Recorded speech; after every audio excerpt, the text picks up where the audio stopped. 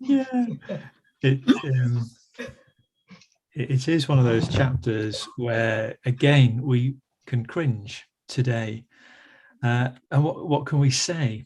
You know, we've already looked at this in sort of chapters 3 and 4.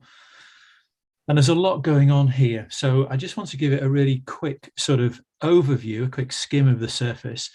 And then as, a bit of discussion, we might sort of unearth some of the detail. But as we come into chapter 7, again, we see this side of God which can appear harsh and cruel, and not just to the other nations, but to his chosen people too. And it's not easy in this to see God as a God of love, of compassion, of grace and mercy. And so how are we to understand this? Well, we've looked at that a little bit already. But one of the questions to ask is how would it have been understood back then? Well, we know that this sort of second generation of Israelites have come out of the wilderness and they now stand on the threshold of the promised land. Moses has reminded them of their past, that journey or wandering through the wilderness for 40 years caused by selfish, self-focused grumbling. We need to remember there were no real sort of external enemies, no stronger nations in the wilderness, just themselves. And yet they succumbed. They gave in. They were tempted to go back. They were tempted to complain. They were tempted to doubt God. And all this after they'd seen what God had done. And now Moses is saying to them as they stand on the threshold of the promised land, Moses is saying, now there will be all sorts of external temptations, all sorts to entice you away from following God. And two that we see clearly, sexual attraction and rituals of worship, focused upon creation and not the creator. And Moses is saying, and you, this time, you must learn from the past. Obey God, trust him, worship him. Otherwise, history will repeat itself, which we know, knowing how the story ends, we know that's what happened.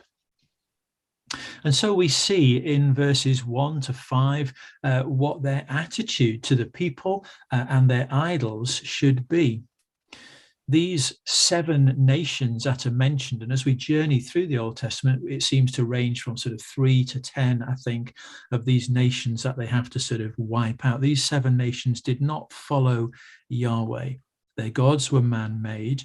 They worshipped human fertility, the land, the stars, and the planets. And God says, step into this and you will be sucked in. So your attitude toward it should be harsh. It should be disciplined. Remember, Paul says, I beat my body and make it my slave so that I might not fall away from God.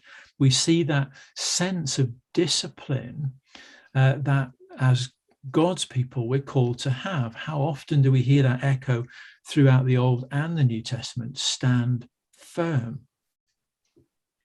And so we see something of these temptations that they'll face. We then see in verses 6 to 16 something of the character of God's people. They are chosen, they're set apart, they're called to be holy, they're called to be witnesses. And again, we hear those echoes repeated or resounded in the New Testament. We are chosen before the foundation of the world.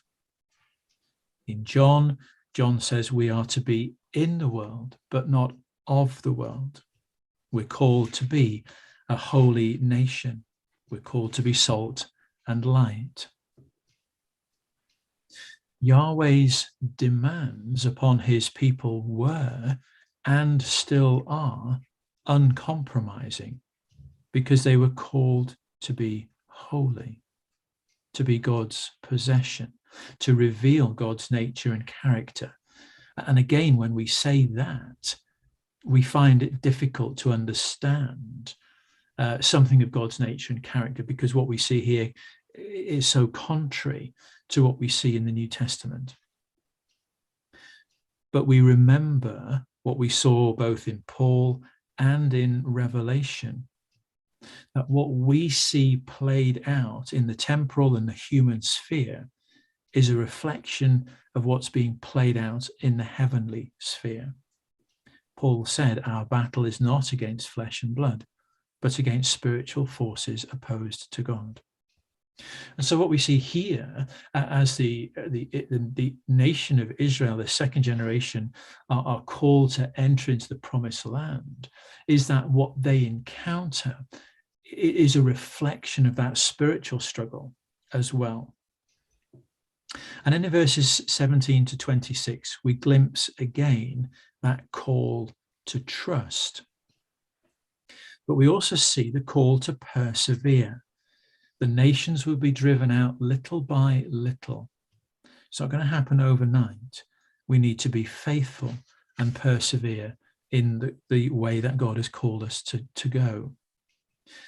And it's a real challenge to us today. How should we live? What does it mean for us to stand up against regimes and systems that oppose God? Should we use force? And what might that look like? Now, I'm going to stop there, because that, as we said when Alison had read it, there's a lot in this chapter. And I'm just trying to give it a bit of an overview. And our discussion, hopefully, will bring out something of